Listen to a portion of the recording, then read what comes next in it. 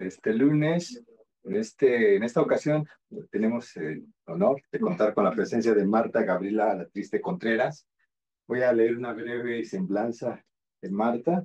Ella realizó sus estudios de licenciatura en la Facultad de Economía de la UNAM, sus estudios de maestría en Análisis y Políticas Económicas en la Paris School of Economics, la EHESS, y sus estudios de doctorado en Economía Matemática en Aix-Marseille School of Economics, EHESS.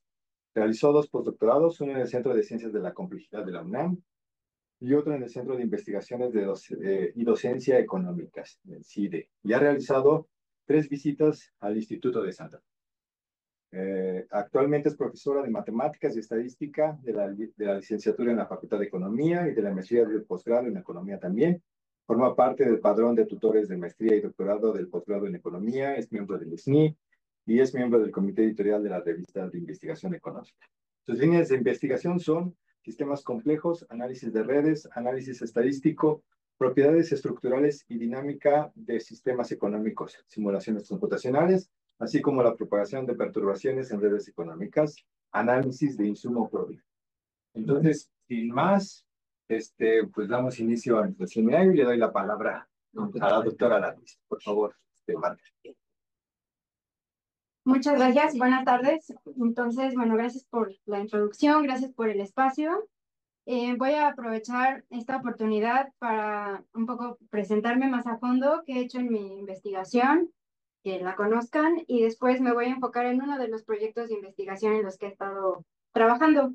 Entonces, como lo comentó Francisco, bueno, yo estoy en la Facultad de Economía, sin embargo, formo parte de diferentes grupos de investigación multidisciplinarios, donde digamos que el común de todos ellos, pues, es la perspectiva de sistemas complejos y redes. El primero, que es el en el que me voy a enfocar en esta presentación, pues es propiedades y dinámica de redes productivas y en algunos casos de redes de comercio internacional, aunque sea entre Norteamérica. En ese es en el que voy a andar al ratito. Contarles también, estoy participando en un proyecto de historia económica donde estamos analizando redes entre actores que se enviaban oro y plata de América del Sur a España, ¿no? En el 1784 al 87. Y entonces se tienen registros que salían del puerto de Montevideo de quién los enviaba, cuánto enviaban y a dónde los enviaban. Entonces se están analizando esas redes. Son redes bipartitas, pues tenemos los actores que los enviaban de América del Sur y exactamente a quién los recibían en España, en diferentes ciudades. Y bueno, las multipartitas las construimos para ver entre sitios geográficos, ¿no? Entonces nada más para ver la contribución de Chile a Cádiz, por ejemplo, ¿no? De Cusco a Madrid, y podemos rastrear esos flujos de oro y plata en términos de lo que valdría ahorita, ¿no? En términos monetarios actuales. Hay otro proyecto multidisciplinario en el que estoy participando que tiene que ver con un investigador en la Facultad de Música y otro del CRIM. Estamos analizando la composición musical, ¿no? Y el estilo interpretativo de artistas, sobre todo en la música clásica. Nos hemos enfocado en la viola de gamba y en el estilo interpretativo de guitarristas, ¿no? Una de las cosas que estamos analizando ahí es, por ejemplo, si la entropía de las piezas de música nos da información respecto a qué estilos tiene cada artista, ¿no? Y por último, en un proyecto multidisciplinario con personas del Instituto de Fisiología Celular, estamos analizando la importancia de metabolitos, ¿no? En pacientes con ciertos padecimientos como síndrome metabólico, cirrosis y diabetes. Y la importancia de hacer esto es ver si estos metabolitos se comportan diferente, bueno, de acuerdo al padecimiento y de acuerdo al género, porque eso nos da pistas sobre tratamientos, sobre diferencias hormonales, ¿no? Y entonces el análisis estadístico ha ayudado mucho a distinguir esas diferencias y aparte nos ha dado información que nos va a servir para después construir las redes metabólicas. ¿no? Entonces eso está ahí. Digamos que estos son los proyectos en los que he estado trabajando. Pero bueno, en esta presentación me voy a enfocar en el primero. ¿Qué es el rojito? ¿Cuál es el? En el primero, que son las propiedades y dinámica de redes productivas. Entonces, bueno, me voy a ahora enfocar en ese proyecto en el que he estado trabajando ya los últimos años, porque ha requerido el análisis a diferentes niveles de, de desagregación. Entonces, la motivación de incursionar ¿no? Digamos, en este proyecto de investigación con las redes productivas, sobre todo de México, pues fue el observar que en general las políticas económicas se diseñan con base a variables macroeconómicas. Y en este tipo de sistemas, esas variables macro, pues no dan cuenta del análisis granular que existe con las relaciones intersectoriales y esa estructura, sino simplemente es una medida ahí agregada. Otra motivación que es, de hecho, en economía una gran limitante, es que en economía es muy difícil, digamos, la experimentación directa, ¿no? Con los datos que se tienen, pues, no.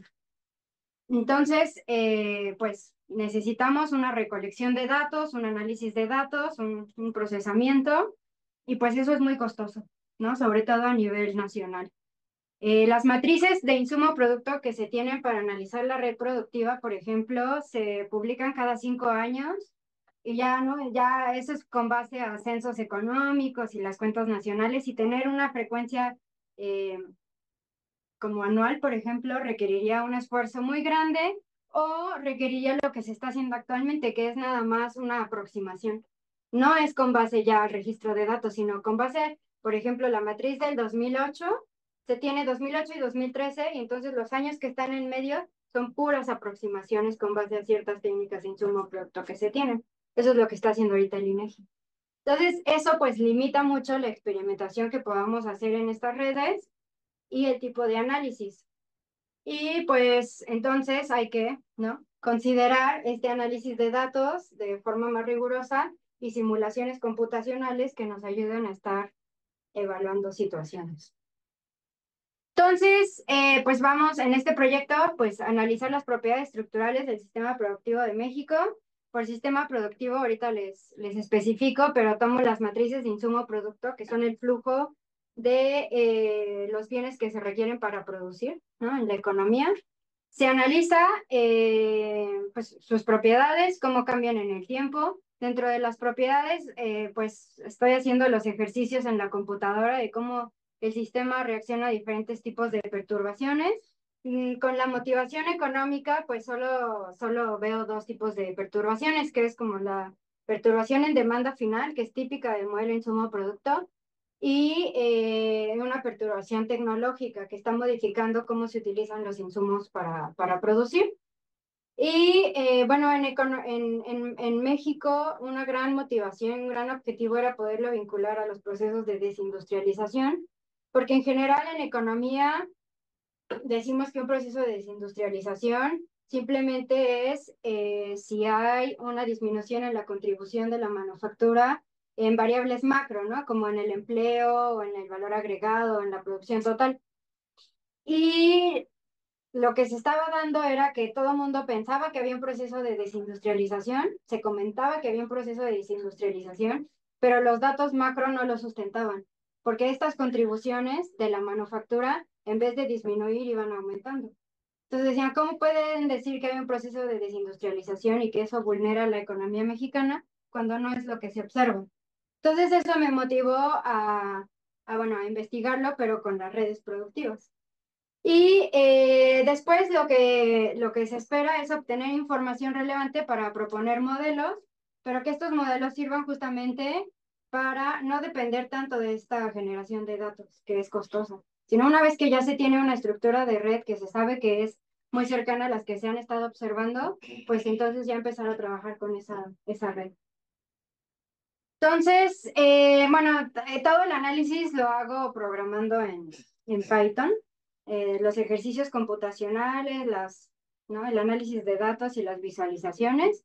En particular, utilizo esas librerías. Y los datos, pues vienen de las matrices de insumo producto y a nivel nacional, que son publicadas por el INEGI, y algunas que son publicadas por la World International Input-Output, ¿no? Association, que son datos de matrices de insumo producto para muchos países bajo una misma clasificación.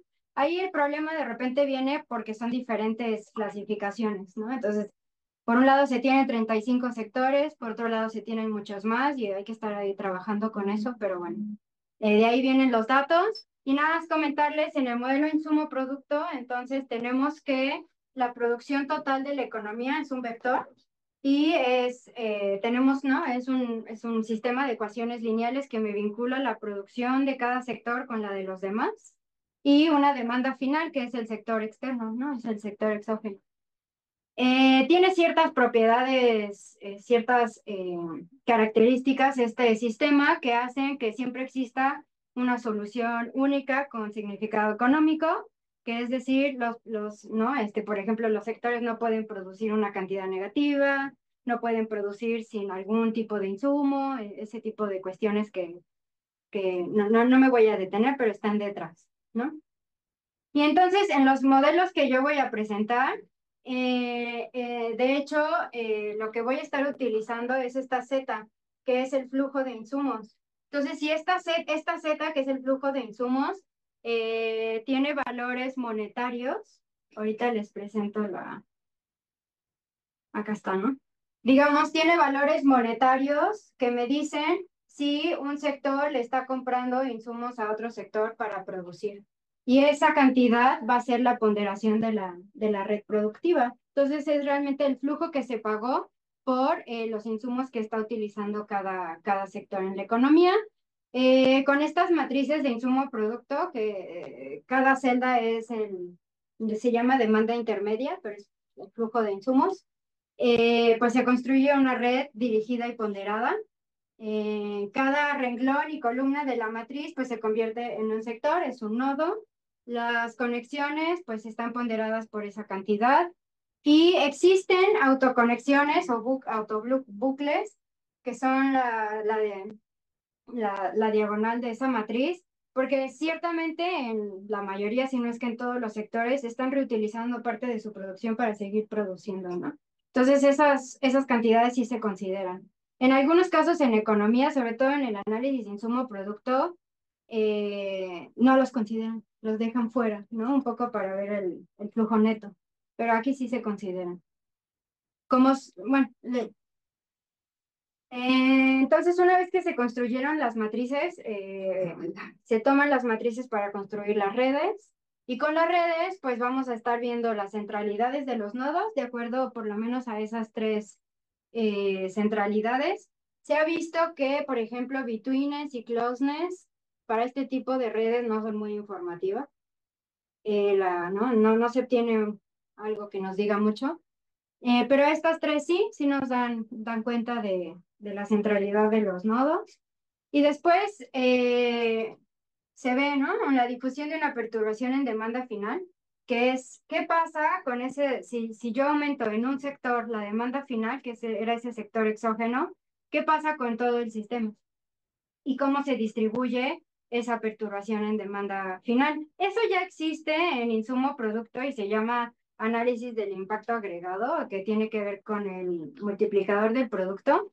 Pero lo que no hacen es, digamos, todo el escenario completo, ¿no? Entonces aquí el ejercicio que hago es, veo una perturbación en la demanda final de cada sector, pero tengo toda la distribución y puedo ver al final qué sector desencadenó, digamos, el efecto agregado más grande, pero aparte cómo se fue distribuyendo ese efecto como en la cadena que va generando. Y después la propagación de una perturbación tecnológica. De nuevo es tecnológica porque esta perturbación no está afectando algún término de esa demanda exógena, sino está afectando la matriz Z directamente, que es el flujo de insumos que utilizan los sectores para producir. Entonces, al cambiar cómo se utilizan los insumos para producir, pues está cambiando la tecnología que se tiene para producir, ¿no? Esa es la idea. Y de nuevo se analizan para diferentes casos y se ve. eh, que se obtiene, ¿no? Digamos que el número de sectores afectados por esta perturbación tecnológica en la literatura se le llaman pues, avalanchas y se ve el número de sectores en cada avalancha y la intensidad de las avalanchas que se desencadenan. Entonces, la difusión de una perturbación en demanda final, de nuevo rápidamente, pues es el cambio que existe entre la producción que se tenía antes y la producción que se tuvo después de esa perturbación. Y tiene que ver con los elementos de la matriz inversa de Liontiev, que es esa I menos A a la menos uno. Digamos, lo interesante no es nada más este efecto agregado, sino cómo se distribuye ese efecto agregado en la cadena que se va generando cuando se desencadena la perturbación. Entonces, damos cuenta en la investigación que se hizo para México, justamente del efecto agregado, pero aparte de cómo se distribuyó a lo largo de todos esos nodos. Y se tienen algunas visualizaciones en la red. Una pregunta.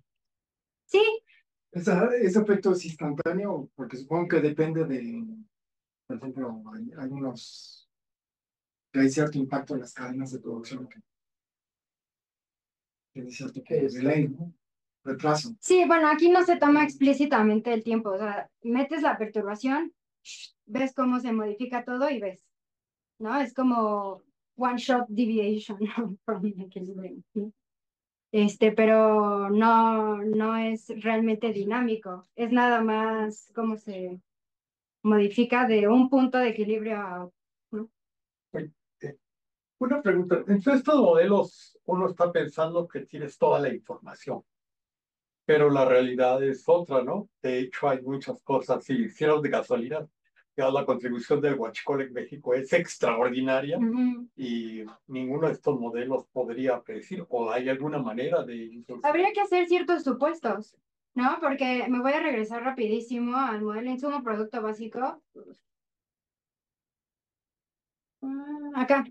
Este sector de demanda final, en este sector está consumo de los hogares, consumo final de los hogares, consumo final del gobierno y exportaciones netas, que se supone que engloba el sector externo. Entonces, por ejemplo, cambios en el precio del petróleo se considera un shock externo, pero que pega en la demanda final por medio de ese sector del extranjero, ¿no? Cuando hay algún tipo de política pública del gobierno que vemos que puede generar algo, entra en este sector acá. Entonces, engloba muchas cosas. En algunos cuentos nacionales viene desglosado justamente por esos cuatro: hogares, gobierno, el comercio exterior, digamos, y la formación bruta de capital fijo. Y entonces se acomoda en alguno de esos rubros y, ¿no? Pero sí es asumiendo que todo lo demás se mantiene como estaba. Otra pregunta. En la matriz de insumo producto creo que entiendo que también tienes datos sobre cuánto se exporta, ¿no? Ajá. Cuánto va fuera de México, cuánto compra el gobierno también, ¿no? Cuánto compra el gobierno. Sí, está todo tipo de exportaciones e importaciones. Ujú. Y como dice Rolando, sí, hay cosas que no se pueden tomar en cuenta, como no sé qué tanto el comercio informal, esté clasificado, ¿no? ¿No? Faltan, ¿no? Que es Por la ejemplo, mitad del país. y en Holanda, por ejemplo, hasta ponen la prostitución la ponen como parte del Producto Interno Bruto, ¿no? Ujú. Pero creo que el modelo sí da una buena aproximación, pero sí faltarían datos, ¿no? Porque, Sí, porque recordemos que detrás de estos datos están las cuentas nacionales y los censos económicos. Y eso es a partir de una muestra, y de esa muestra ¿no? El INEGI los dice que es para nivel nacional. Entonces sí hay mucha información que queda fuera y aparte de por sí misma es una aproximación porque es con base a una muestra. Ujú. Entonces sí quedan datos fuera, sobre todo lo informal, ¿no? Porque cómo entra en la contabilidad nacional todos esos ingresos informales. No, no hay forma. De hecho, en un proyecto que se tuvo, pues cuando estuve de postdoc en el CIDE, que ya tiene mucho, por ejemplo, uno de los problemas era tratar de hacer compatible lo que se tenía de matrices de insumo producto que viene de cuentas nacionales y censos económicos con registros que se tiene del SAT, ¿no? Registros que se tienen del SAT de cosas que salen por las aduanas. Es una pesadilla porque tiene otra clasificación, otra desagregación y para hacerlas compatibles es casi imposible. Es muy difícil, ¿no? Y luego viene el registro que las empresas dicen que están aquí, pero en realidad están allá, y entonces su planta productiva está en Guanajuato, pero su dirección fiscal está en la Ciudad de México, entonces hay que hacer imputaciones y hay que hacer una serie de cosas. Entonces sí, hay mucho que queda fuera. Pues, ¿no? Con lo que se tiene. Por eso digo, ¿no? De por sí construir estas matrices de insumo producto es costoso, ya es una aproximación, y luego sobre esas matrices seguir haciendo aproximaciones para otros años es una. Ahora sí que es lo que se tiene.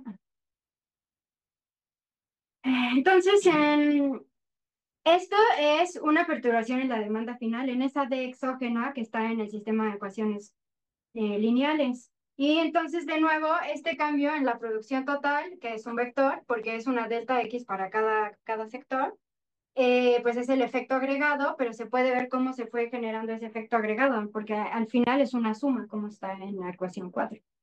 Entonces, es interesante ver no solo el efecto agregado, sino cómo fue dejando el rastro. Y la perturbación bueno, ese es cómo se fue distribuyendo el efecto agregado. Pero para tener una medida de difusión de esa perturbación, pues estoy utilizando el 1 menos el índice de concentración de Herfindahl, bajo el supuesto de que, ¿no? Si tiene buena difusión, ¿qué es difusión? Pues nada más que el número de sectores donde fue dejando rastro esa perturbación, pues fueron varios sectores, no se concentró en uno solo, ¿no? Porque cuando uno está evaluando perturbaciones no necesariamente negativas, sino quiere saber qué tanto va a servir una política pública o algún instrumento de política económica, pues hay que ver cuántos sectores van a estar afectados y cuánta es la magnitud de esa afectación. Entonces, para complementar lo de la difusión de este tipo de perturbaciones, utilizo esa DI para cada sector y entonces esa DI después la voy a relacionar con las centralidades y otras medidas por nodo. Tiene que ver de nuevo con la matriz inversa de Leontief, con esas Ls, ¿no? Que dan cuenta del multiplicador del producto. Y por último, la propagación de una perturbación tecnológica, que es donde le llamo tecnológica porque está cambiando la forma en cómo se utilizan los insumos para producir, pues lo que hace es que la perturbación, que es de tamaño F, y F es entre 0 y 1, en este caso era para ver una disminución. Entonces, va a disminuir ese flujo de lo que se paga por los insumos y entonces a su vez va a ir modificando las matrices del modelo insumo-producto. Entonces, digamos que una perturbación F cambia las conexiones de un nodo, todas, ¿no? Ya está el nodo y todas las conexiones que tiene ese nodo para afuera o para adentro, o sea, para comprar o vender insumos, se modifica por esa F, disminuyen. Eso obviamente va a modificar su producción porque ahora están comprando menos insumos para producir y tienen menos posibilidad de vender insumos para que otros sectores produzcan. Entonces, eso va a modificar tanto la matriz de Leontief como la producción la siguiente iteración, digo, ¿no? Y entonces, una vez que se modifica la producción, los vecinos de ese nodo inicial donde estuvo la perturbación tecnológica van a evaluar una regla de umbral y van a decir si ellos mismos van digamos, a recibir la perturbación, se van a contagiar de la perturbación o no. Y este modelo originalmente era un modelo de difusión en las rejillas eléctricas, ¿no? Si había una falla en un lado de una rejilla, cómo se iba propagando, ¿no? Esa falla. Después fue utilizada en redes a nivel nacional para ver cómo se iba propagando una crisis, ¿no? Se utilizó en Europa y, por ejemplo, en el contexto en el 2009-2010, que Grecia tuvo su default, si, por ejemplo, ese tipo de crisis se contagiaba o no, o si tipos de crisis a nivel bancario se podían ir propagando en una red de bancos o no. Entonces aquí yo la retomé y la adapté al modelo de insumo producto para ver este tipo de perturbaciones que fuera diferente a la de la demanda final. Y entonces en la computadora, ¿no? Lo programo y veo, ¿no? Cómo se van generando estas avalanchas dependiendo del sector que recibió originalmente la perturbación. Y con base a eso se pueden tomar, ¿no? Se puede decir, pues estos sectores desencadenaron las avalanchas más grandes, estos los más cortos, fue de esta magnitud la avalancha, ¿no? Y se pueden relacionar a las propiedades de la red. Y adicionalmente, para algunas cosas, pues hay un análisis estadístico, algunas estadísticas descriptivas, alguna correlación de Spearman para ver asociaciones y pruebas de mejor ajuste con base a estimaciones de máxima verosimilitud, justamente para ir identificando estas propiedades de estas redes, si hay algunas regularidades estadísticas o no, y después utilizar esa información, como les dije, para proponer algún tipo de mecanismo. Entonces, los resultados de este gran proyecto que se tenía de redes productivas, pues tiene 3 niveles. Primero se trabajó México en el contexto de Norteamérica, ¿no? México, digamos, en la red productiva de América del Norte, en el contexto del TLCAN, del NAFTA, que se firmó. Y un problema que se tiene es que eso es para 35 sectores, ¿no? Un nivel de desagregación de 35 sectores. Y en el momento en el que se hizo esta investigación, pues era para el 2013. Entonces, ahí es nada más destacar si México, en cuanto a las propiedades de su estructura productiva, se parece o no se parece a los demás países de América del Norte, Canadá y Estados Unidos. Y aparte de evaluar, aquí lo que se evaluó fue, se dice que en la región la parte de la economía más importante pues es el sector manufacturero, lo sigue siendo. Entonces ahí lo que quería yo ver era si una perturbación en la manufactura tenía efectos muy diferentes en los países y a qué lo podía yo relacionar. Después, con base en los resultados que se tuvieron en ese, pues me interesaba ver a más profundidad la red productiva mexicana. Y entonces, a un nivel de 260 sectores, estuve haciendo el ejercicio del modelo de difusión de una perturbación de demanda final para estos 2 años y ver las propiedades de la red, qué tipo de distribuciones tenían sus propiedades y cómo se podía, cómo se difundían este tipo de perturbaciones en México. Y por último, un último nivel de investigación fue, no, ahora quise profundizar más en la estructura de México y se publicó, ¿no? Después de estos datos se publicaron estos a un nivel de desagregación mayor. Y entonces los utilicé y también estuve investigando cómo están esas redes y vinculándolo al proceso de desindustrialización en México. Fue cuando surgió ese tema otra vez. Y esto dio muy bien para investigar sobre el tema de la desindustrialización en México y vincularlo no a variables macroeconómicas, sino a la estructura de la red en sí. Entonces, está México en Norteamérica. Entonces se hizo el ejercicio de una perturbación tecnológica en el sector manufacturero y se vio que, como se sospechaba, los efectos son muy distintos dependiendo del país, aunque fuera el mismo sector, los efectos eran distintos y pues se pudo relacionar que esos efectos distintos pues tienen que ver con que cada país tiene una estructura productiva diferente y que si se quiere homologar, pues habría que ver cómo homologar esas estructuras. ¿A qué me refiero con que sean propiedades estructurales diferentes? Pues las propiedades estructurales, de acuerdo a las medidas de centralidad, fueron diferentes. Saqué los mejores ajustes y en realidad lo que se vio es que Estados Unidos se parecía mucho a la red productiva de toda la región. Canadá y más o menos, y México siempre era el más diferente. Entonces, pues los efectos eran muy diferentes porque su estructura es muy diferente, ¿no?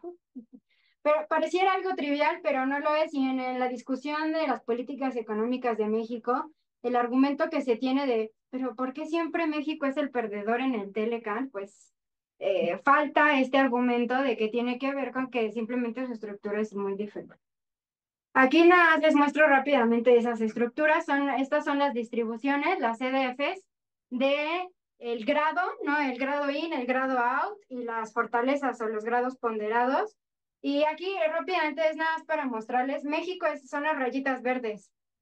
Y el azul y el negro es Estados Unidos y la región de Norteamérica. Y México pareciera que siempre va por otro lado, ¿no?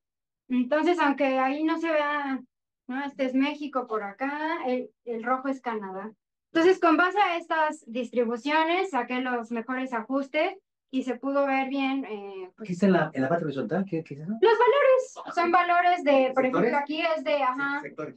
no, son los valores de la centralidad de cada sector y pues son 35 sectores, ¿no? Y esta es la acumulada, la sede. Centralidad. Ujú.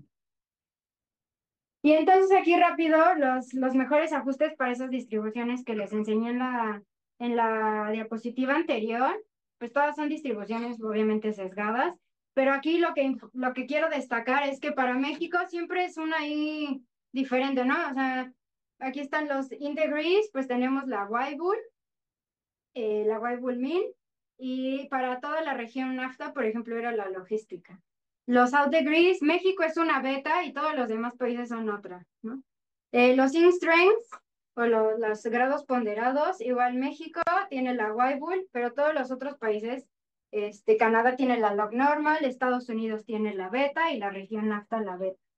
O sea, en ningún momento hay una coincidencia, sobre todo con Estados Unidos y la región NAFTA.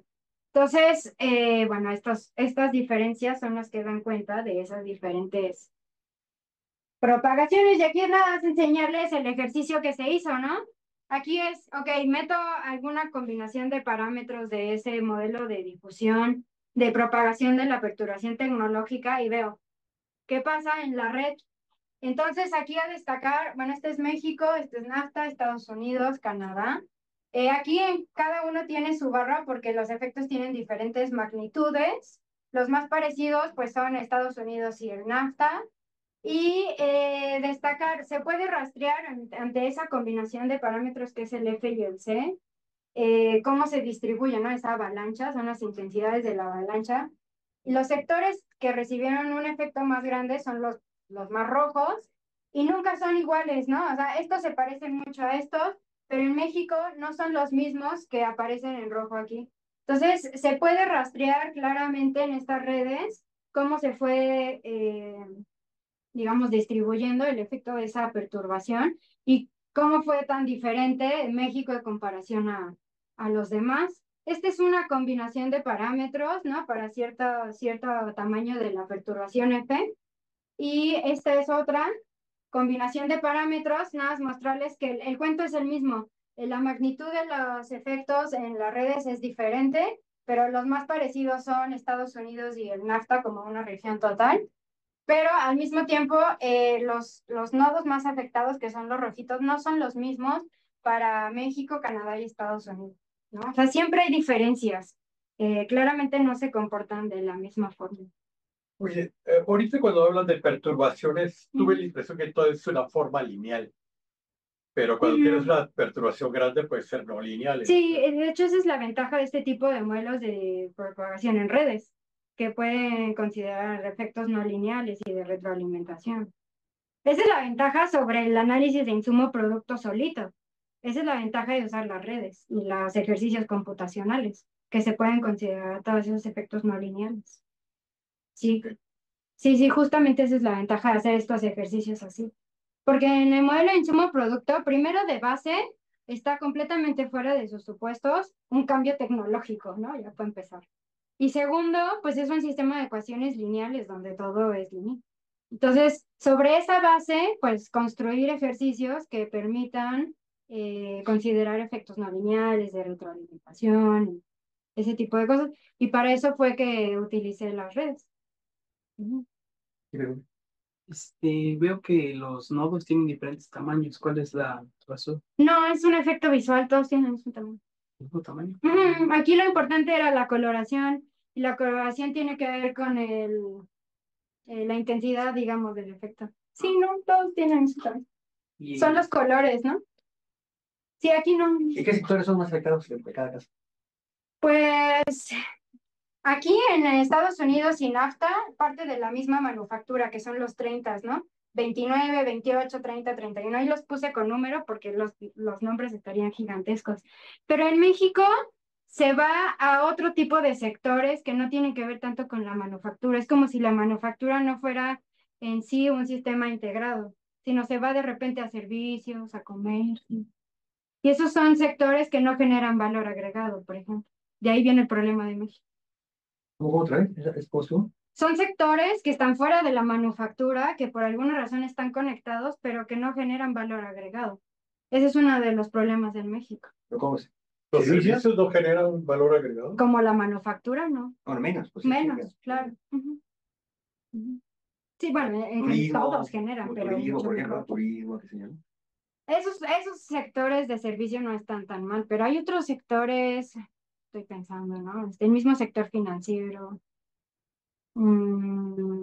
Hay unas cosas rarísimas que salen como de servicios de empleo, administración pública. El gobierno se está jalando muchos recursos, pero no está regresando. La extracción de petróleo y derivados del petróleo, por ahí aparece, pero al mismo tiempo no está generando valor agregado. Es que naturalmente hay deuda, ¿no? Cuando hay deuda es cuando no se da, ¿no? En parte, ¿no? En parte, pero tiene que ver también con sus conexiones al resto de la economía. Entonces, pues eso me motivó a seguir investigando en México, ¿no? En México, desde ya mucho tiempo, ¿no? Más de 30 años, se ha manejado que México tiene una política económica que es el motor de crecimiento económico debe ser la manufactura y el sector externo, las exportaciones, y en particular las exportaciones de ciertas manufacturas como automóviles, partes de automóviles y cosas así. Entonces, y se habla de que este modelo exportador de México ha fallado, ¿no? No ha generado las tasas de crecimiento que se esperaba y siempre se preguntan por qué. Y en parte está relacionado a este problema de la desindustrialización. Entonces, a un nivel de desagregación eh, más detallado, más granular, el investigar estas estructuras de las redes productivas, lo que nos dice es que, bueno, no era muy extraño. La extracción de petróleo, carbón, derivados y transporte son los sectores que no solo tienen las conexiones más fuertes, sino que después vamos a ver, van a tener alguna centralidad alta. En este ejercicio de México, porque ya se había visto con NAFTA la perturbación tecnológica, aquí me enfoqué en la perturbación de demanda final y la difusión. Entonces, el efecto agregado, recordemos, era ese delta X, y su difusión era esa DI, ¿no? Que era uno menos el índice de concentración de Herfindahl. Y entonces, quería ver, bueno, ok, generó el efecto agregado más grande, pero aparte, ¿cómo fue regando ese efecto? ¿Cuántos sectores, además de ese, fueron afectados? Y vi que los que tenían ambos un efecto agregado grande y una buena difusión en cuanto al número de sectores que también tuvieron un efecto grande, son estos, pero si se fijan estos, transporte aéreo, organismos internacionales, piel, curtido y acabado, empaque y procesamiento de ganadores de corral. No son los sectores que típicamente, digamos, son las manufacturas de tecnología que generan gran valor agregado, que están generando exportaciones, que son sectores que están ahí, o sea, pareciera que son los más importantes para México, pero uno dice, pues bueno, por eso México no puede crecer. Este ejercicio es decir, bueno, de esos sectores, vamos a ver cómo se va regando en la red, y estas son las redes de México. El primer renglón son esos dos sectores que aparecían como el efecto agregado más grande y la mejor difusión por el número de nodos que fueron, ¿no?, afectados. Y pues se ve, por eso hay mayor número de nodos moraditos. Estos son los que estaban en la mediana, ¿no? Imagínense, en la mediana en cuanto a esas dos medidas, y estos son los que concentran el efecto en un solo nodo, en ellos mismos. Si a mí yo recibo una perturbación, pues la absorbo y me la quedo y no le contagio a nadie. Por un lado, eso es bueno porque uno dice, bueno, no vulnera la red, pero por otro lado, si esto es un estímulo económico por parte del gobierno, pues no sirvió de nada más que para ellos. Pero bueno, son, ve aquí, artistas, escritores y técnicos, y estos son hogares con trabajadores domésticos. ¿Puedes dar ejemplos de perturbaciones? Aquí es muy general, o sea, en realidad nada más estoy hablando de una perturbación en demanda final. Entonces puede ser un estímulo del gobierno, puede ser un cambio en la demanda de los hogares por alguna razón, ¿no? Demanda, no es oferta. No, es demanda. Demanda. O sea, Es la gente ya demanda. no compra. Este es demanda. O sea, ya la gente no compra, de repente compra la mitad. Exacto, por ejemplo, cuando dicen, no, cayó el nivel de confianza de los consumidores y la demanda interna cayó, por tanto, ese puede O ser sea, un uno. boicot, por ejemplo. ¿Está de moda? Podría ser. ¿No? Ajá. Algo así. O algún tipo de medida que esté afectando la demanda del gobierno, algún factor externo que esté cambiando la cantidad de exportaciones y importaciones de México, algo así, ¿no? No, en este tipo de ejercicios no especifiqué qué elemento de esa demanda ¿Y qué final se qué está porcentaje de modificando. la demanda? ¿50%, 10, 15? ¿Cuánto? ¿Tu perturbación? Bueno, y una perturbación más término, ya algo así más, el shock. ¿El shock qué tan grande es? ¿Qué tan grande? Aquí, como se maneja con el modelo insumo-producto, porque aquí sí es el modelo insumo-producto de base, como es el multiplicador del producto, el que se está viendo, son perturbaciones que al final se normalizan. Entonces, lo único que estamos viendo es los elementos de la matriz L, ¿no? Entonces, sí, le pones un valor, ¿no? ¿No? La demanda final cambia de 10.500 a 10.000, ¿no? Pero al final, como se normaliza todo, lo que importa son esos elementos de la columna o el renglón de la matriz L. La susceptibilidad. ¿Eh? Como la susceptibilidad. Es pues, en el mencionado producto es el multiplicador del producto. Ujú. Tome, ¿qué? Vamos a ver. Bueno, me voy rapidísimo. Y entonces los resultados de este ejercicio de demanda final, pues fueron, pues no era sorpresa, los sectores más centrales no son necesariamente los que más producen, los que generan más valor agregado, los que más exportan.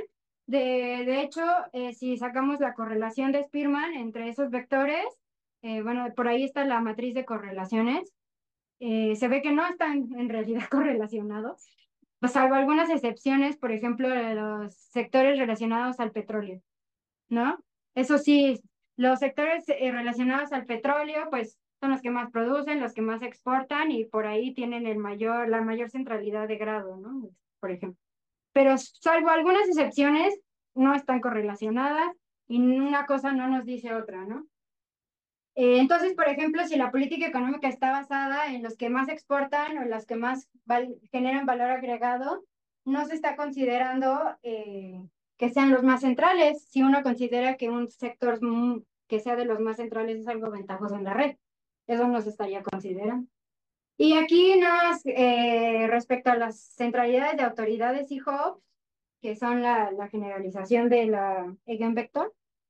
¿Qué sectores salen? Pues de nuevo, petróleo, carbón, derivados, comercio y transporte, ¿no? Por aquí los químicos básicos que están relacionados a esa transformación de comercio y ya, ¿no? Y son distribuciones muy sesgadas, donde tenemos muchas observaciones alrededor de valores muy pequeñitos y de repente hay dos que tres hasta allá que hacen que la cola sea muy flaquita, pero muy larga. Y a diferencia de Estados Unidos y Canadá, o sea, tú viste, eso es México, ¿no? Todo es México. ¿Cómo se compara con el caso de Canadá y Estados El Unidos? problema es la desagregación. Para poderlos comparar, normalmente se necesita la misma clasificación de sectores y ya no existe una compatible con esta del nivel. Pero la mágica sí, ¿no? La de La de 35. Y ahí sí también, ahí sí, ¿no? Sí, pero era con la perturbación tecnológica. Igual la diferencia, digamos, en sectores, la chiquita. Bueno, Canadá De y los Estados Unidos. sectores más centrales, Sí, en Canadá y Estados Unidos. eso no lo traigo ahorita, de memoria, no quiero nada más decirlo de memoria, pero sí eran diferentes, ¿no? En Estados Unidos ciertamente siempre ganaban la manufactura, pero de tecnologías altas. Y en México no tanto. En México es más bien ensamblaje. Sí. De Canadá ahorita no lo recuerdo, no lo tengo. Tecnología alta serían como que aeroespacial, aviones, cosas así, ¿no? Ujú. Son conductores. Conductores. Sí. Y bueno, esta es la matriz de correlaciones rápidamente para resumir lo que ya dije. que si nosotros lo que buscamos son sectores que tengan una difusión alta o una centralidad alta, pues en general no son los que tienen una producción, valor agregado o exportación alta, salvo algunas excepciones como el petróleo. Entonces, ¿cómo diseñar una política económica con las propiedades de la red de acuerdo a las centralidades, pero que sea compatible con el modelo de crecimiento que tenemos? Y bueno, esta es la correlación, es nada más para decir, una de las pistas que pude obtener a este nivel de desagregación es que en general podemos vincular que los sectores con hubs, ¿no? Con centralidad de hub score alto, en general tienen una buena difusión, ¿no? Y de hecho eso se dice, ¿no? Se dice que estas medidas de centralidad están relacionadas a la difusión en la red. Pero de todas formas tampoco es una relación muy, ¿no? Entonces, ¿cuál sería la recomendación de política en México? Pues a lo mejor enfocarnos en sectores que están por aquí, que tienen buena difusión y que tienen una centralidad alta, ¿no? Pero pues bueno, Son pocos. son pocos y bueno, por ahí va la recomendación, ¿no? ¿Había una pregunta de Sí, esas al final o Sí, si quieres la dejamos al final. al final? Y bueno, ya no tengo mucho tiempo, pero por último dije, bueno, ya vamos a profundizar todavía más a 803 sectores si cambia la perspectiva o no, y poder decir si en estos años podemos vincular cambios en la estructura de las redes con el proceso de desindustrialización, que es la verdadera dolencia de la economía mexicana. Pues, ¿qué vemos? Vemos cosas muy interesantes, considero. Recuerden que ya les comenté que la contribución de la manufactura en la economía mexicana se había visto que venía aumentando. Sigue siendo baja porque es como el 15%, 16%, 17%, ha ido aumentando, pero es baja, ¿no? Número de conexiones y densidad de estas redes fueron aumentando, aunque permanece bajito, pero fueron aumentando. Con esas tres cosas uno diría, pues la economía mexicana debería de ir mejor, ¿no? Pero lo que encontramos es que como el crecimiento de las conexiones pues no fue homogéneo, la gran perdedora en todos estos cambios pues fue la manufactura, que era el motor de la economía mexicana. Por eso la economía mexicana no ha crecido como se espera. Entonces, pues bueno, en eso se basó toda esta última parte de la investigación. La distribución de mejor ajuste de las demandas intermedias, que son las ponderaciones de las conexiones, siempre fue una logística, pero sus estimadores fueron aumentando y fueron aumentando mucho. Eso da cuenta de que la distribución se fue haciendo más ancha, sobre todo la varianza fue creciendo y se fue haciendo más ancha, un poquito más chica. Espérenme, sí. Las distribuciones de todas las medidas de centralidad, que eran las de grado, grado ponderado y otra vez las de autoridad y hub, en este caso igual fueron muy sesgadas y en todas fueron exponenciales. En los 3 años, para todas las medidas, fueron exponenciales y de nuevo tienen una cola muy flaquita y muy larga hacia la derecha. La organización de los sectores sí cambió año con año, la jerarquía de acuerdo a las centralidades sí se fue moviendo y de nuevo los grandes perdedores fueron los sectores que pertenecen a la manufactura y los ganadores pues los relacionados al petróleo y los servicios relacionados a la administración pública. O sea, todavía si fueran los servicios relacionados al turismo, pues bueno, ¿no? Pero son relacionados a la administración pública, ¿no? Ahí realmente el valor agregado es muy bajito. Entonces, pues después de todo este proyecto de estudiar las redes económicas o productivas de México, pues el NAFTA no fue tan fructífero, sobre todo para México, pues porque México tiene una estructura productiva muy diferente a la de Estados Unidos y a la de Canadá, y cuando uno ve la estructura de la región, la que predomina, es como si fuera el perfil de Estados Unidos.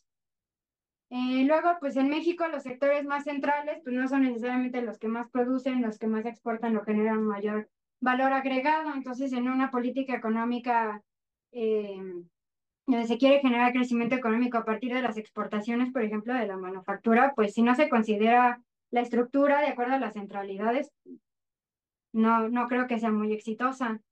Pero no todo está perdido. Sí se encontró alguna relación que nos puede dar buenas pistas. Por ejemplo, la difusión con la centralidad de Hub, ¿no? Por ahí algunos sectores que podría valer la pena investigar y ver que de acuerdo a su distribución de los efectos de la perturbación, pues podrían valer la pena estarlos estimulando. Entonces, no, esta es la última. Y bueno, hubo un cambio en la configuración de economía mexicana, porque como les comenté, digamos, la jerarquía de acuerdo a las centralidades se movió y como fueron los sectores relacionados a la manufactura los que más vieron su centralidad disminuir, eso para mí sí me da una pista de que México ha sufrido un proceso de desindustrialización, porque la industria manufacturera es la que ha perdido centralidad en la red. Entonces, si pierde centralidad en la red, no puede ser, ¿no?, protagonista de estas políticas económicas de Aunque exporta crecimiento. más, aunque exporte más, ¿no? Aunque esté exportando, pero si, por ejemplo, exporta, pero no genera mucho valor agregado y se está desconectando de la red, pues, Porque solo arman, ¿no? Están armando. solo arman. Ujú.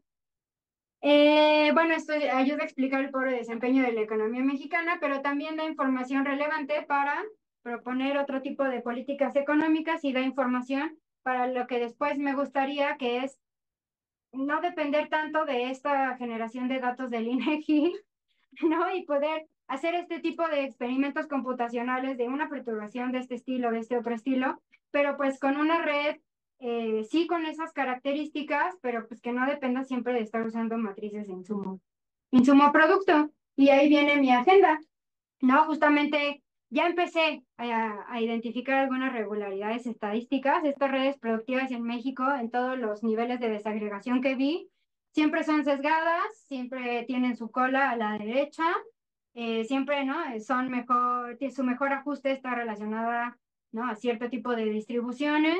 Entonces, ¿qué tipo de mecanismo generador puede estar detrás de estas redes? Y si puedo identificar algún mecanismo, pues entonces estar generando redes para hacer otro tipo de simulaciones, ¿no? Que sea informativa y que me pueda servir para cualquier red, porque esto fue para México, pero existen, pues el chiste es poderlo hacer para cualquier país, cualquier región, ¿no? No estar siempre dependiendo de los datos. Y pues bueno, eso sería todo. Muchas gracias. Muchas gracias, Marta. Vamos a dar inicio a las preguntas, pero podemos quizá poner la pregunta que estaba en el chat Ah, sí. inicialmente para ver si... a ver, creo que ya se va a ir, dice. Ajá. Mediante este análisis de redes y correlaciones entre variables, es posible capturar procesos sinérgicos entre los componentes totales. Componentes totales serán las variables macroeconómicas. O sea, si se refiere a las variables macroeconómicas, sí, ¿no? A ciertas propiedades en el agregado, sí.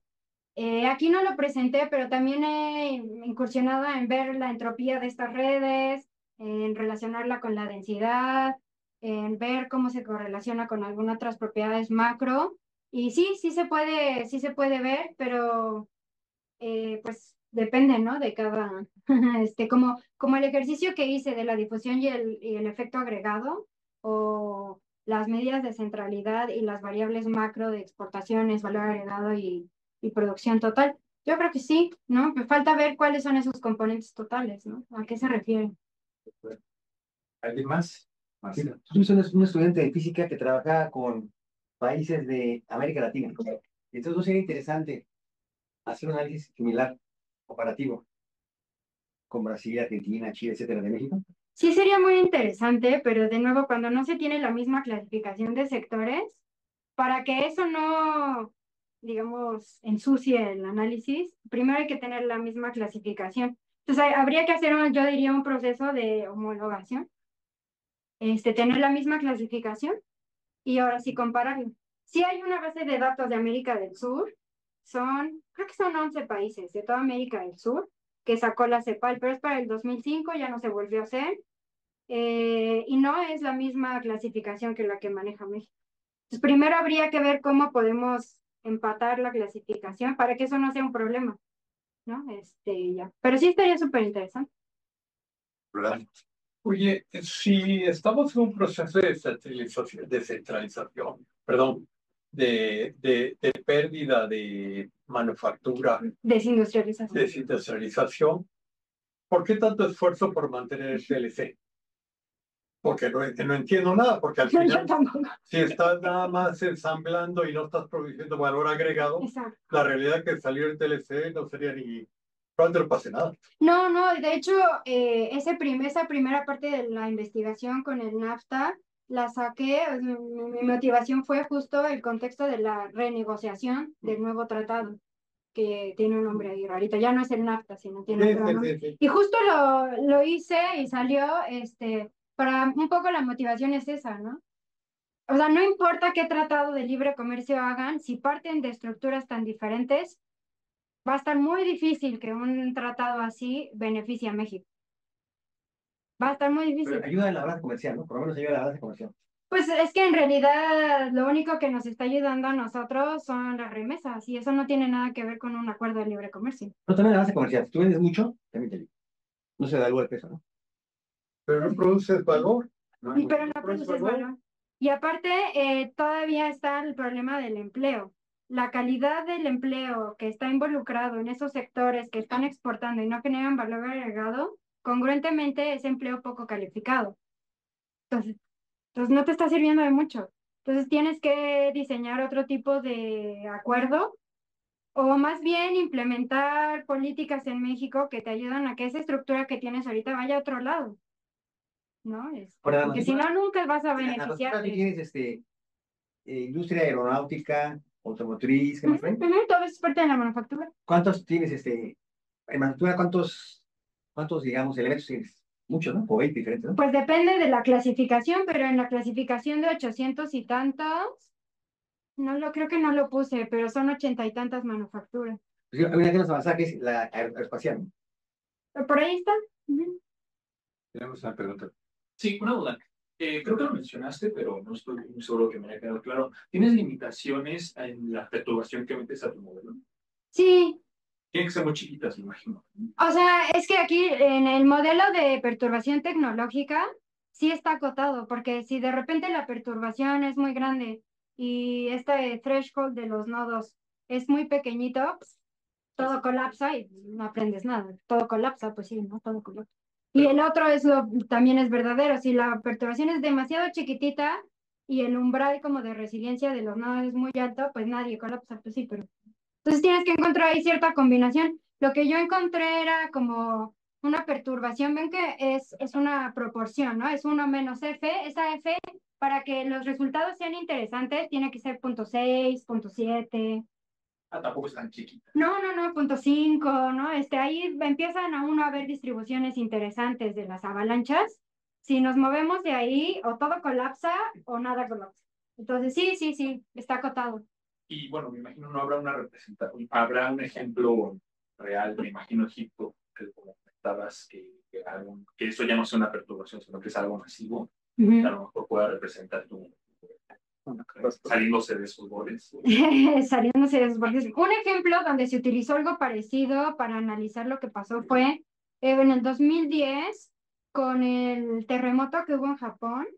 Después vino el maremoto y hubo el problema con la central nuclear. Y eso frenó, así dio un frenazo así en seco de la industria automotriz japonesa. Ese tipo de shocks son los que puede capturar esto, ¿no? Y eso fue, o sea, el frenazo que tuvo la industria automotriz japonesa fue así, ¿no? Grande, pero sorprendentemente se recuperó rápido también. Ese tipo de ejercicios se pueden hacer. Tenemos una pregunta en el chat. ¿Cómo se compara con lo sucedido en otras regiones que tienen tratados similares? Pregunta Natalia. Sí, no he hecho el ejercicio, ¿no? Hice el ejercicio, pero eso viene desde mi investigación de doctorado con las redes europeas, de qué pasa con la Unión Europea, ¿no? Con estos países en la Unión Europea, pero no estuve evaluando como tal algún acuerdo comercial en la Unión Europea, sino nada más cómo estaba esa red. Nos encontraron, pues no sorpresas, por ejemplo, un papel central de la manufactura alemana en ese entonces, un papel periférico de otras economías como Grecia y algunas de Europa del Este, ¿no? Pero como tal no lo he comparado con otros tratados. O sea, no sabría, ¿no? Porque la investigación que se hizo para América del Sur, en realidad no he hecho la investigación de esa estructura de acuerdo a algún tratado de libre comercio para esa región. Se podría hacer, por ejemplo, para el Mercosur, pero no lo he hecho. Entonces no sabría decir. Yo quiero saber si con tu modelo has podido detectar alguna perturbación en particular en el caso mexicano. O sea, si has logrado, no sé, ves una perturbación y la puedes asociar a un evento en particular. A un evento en particular, así que salió en tal fecha, en tal lugar, no, pero por ejemplo, uno de los sectores que más yo le quería poner más atención en estos ejercicios era el sector financiero por la crisis del 2008-2009. Y aunque no sale como el sector que desencadena las avalanchas más grandes, más intensas, sí está ahí en el top 10, ¿no? Entonces, quizás si hubiéramos hecho este ejercicio en el 2005 y hubiéramos reflexionado, hubiéramos sabido que era uno de esos sectores que podría haber afectado, aunque no es un sector productivo como tal en la categoría económica, era un sector que podía afectar gran parte de la economía, de acuerdo a ambos tipos de perturbaciones, por ejemplo. O sea, entonces tú dices, lo pongo en el top 10, pero entonces tú encontraste otras perturbaciones igual de grandes o más grandes. Sí, de otros sectores. Y más o menos como que te has aventurado a pensar qué podría haber desencadenado esas perturbaciones. No lo he ligado a sucesos, digamos, históricos particulares fuera de la crisis financiera. La pandemia de COVID. La pandemia, pero estos datos son anteriores. Lo que pasa es que además tienes datos solamente muy separados. 2008. Es que ese es el problema, por eso quiero algo más. 2013, ¿no? Sí, pero eso es un ejercicio que se puede hacer con estos modelos. Evaluar el impacto de la pandemia en ciertos sectores, sobre todo, por ejemplo, el turístico. ¿Qué pasa si la demanda final o cierto tipo de perturbación afecta el sector turismo? Que el sector turismo abarca varios nodos en estas redes, no solo uno, sino abarca varios, ¿no? O sea, hay que ver la de hoteles y restaurantes, de actividades recreativas, hay que ver varios.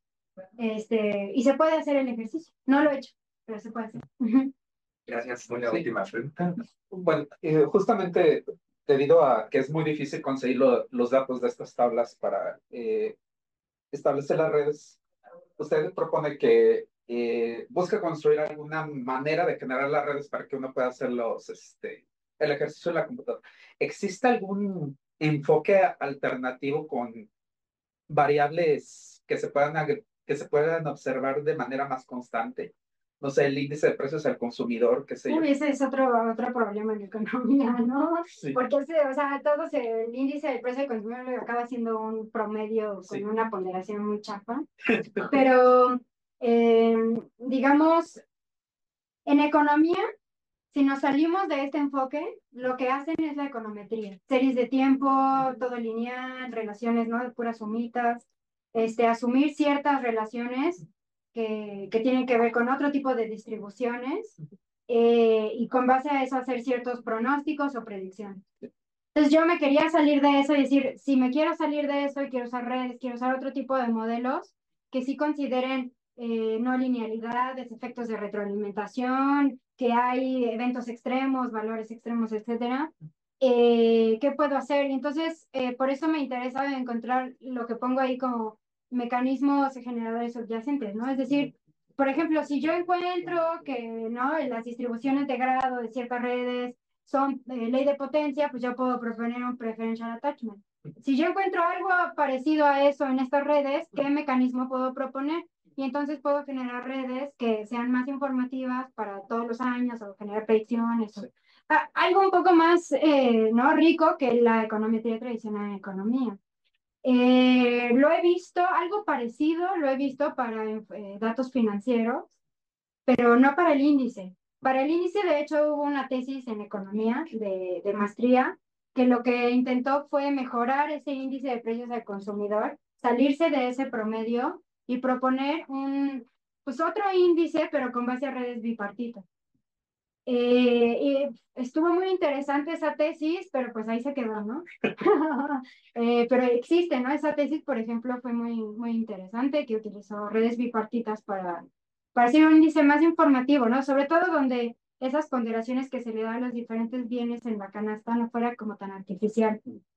Pero pues ahí quedó. Si hay una última pregunta, ¿sí? Vi que usaste el índice de Herfindahl, pero yo no entendí muy bien esa parte. ¿La Claro. usaste para cuantificar la difusión de las fluctuaciones Es que el índice de Herfindahl en economía se utiliza le llaman economía industrial, para ver la concentración de monopolio, ¿no? ¿Qué tanto poder de monopolio tiene cierta empresa o industria en el mercado? Y yo lo que utilicé fue uno menos esa concentración, ¿no? Decir, bueno, como estas redes, las moraditas, ¿no? Rapidísimo, déjame si la encuentro. ¿Dónde están las redes moraditas? Ahí, esas redes moraditas. Bueno, en las redes moraditas, ves que ahí están, ya que no se muevan. Aquí, estas tendrían un índice de concentración de Herfindahl altísimo porque están concentrando todo en ellos. Si yo introduzco una perturbación, todos los efectos de la perturbación se quedan en él. No contagia nada, por eso todos los demás estaban casi blancos. O sea, es con los vínculos. Sí. Es con los vínculos. Claro. Entonces, tendría un índice de concentración altísimo, por lo tanto, como la difusión es 1 menos eso, pues tendría una difusión muy baja, casi cero. En cambio, estos de acá tienen un índice de concentración de Herfindahl bajo, porque en realidad están distribuyendo el efecto a muchos más sectores, no lo concentran en uno o en dos, sino que hay un efecto considerable en varios sectores. Entonces tienen una buena difusión o una concentración baja. Lo utilicé para eso. O sea que el índice de Herfindahl Es simplemente la concentración. O sea, si lo usas directo, el índice de Herfindahl es concentración. Es como absorben todo. Te digo, en economía se utiliza mucho para ver el poder de monopolio. Porque es al revés, aquí sería qué tanto está vinculado, ¿no? Es Está la vinculado difusión. Entonces, por eso yo hago uno menos eso. ¿No? Lo que no está concentrado. Ajá. Ahora, bueno, los economistas que luego, por ejemplo, es arte. Bueno, el arte es bonito, ¿no? O sea, a lo mejor a nivel económico no es algo muy bueno, pero a la gente la hace más feliz. No, pero a lo mejor esto no necesariamente son malas noticias. A lo mejor lo que te está diciendo es que tienes que desarrollar vínculos con el resto de la economía de este tipo de sectores. Y no es tan, o sea, ¿no? Uno puede pensar, bueno, en vez de importar todos los instrumentos musicales, pues hay que fabricarlos. En vez de, no sé, ¿no? Ahorita Películas, qué sé yo, ¿no? no sé, algo podríamos hacer para vincularlo mejor a, al resto de la economía y que ya no se quede el solito ahí aislado, ¿no? Muchas gracias. Muchas gracias.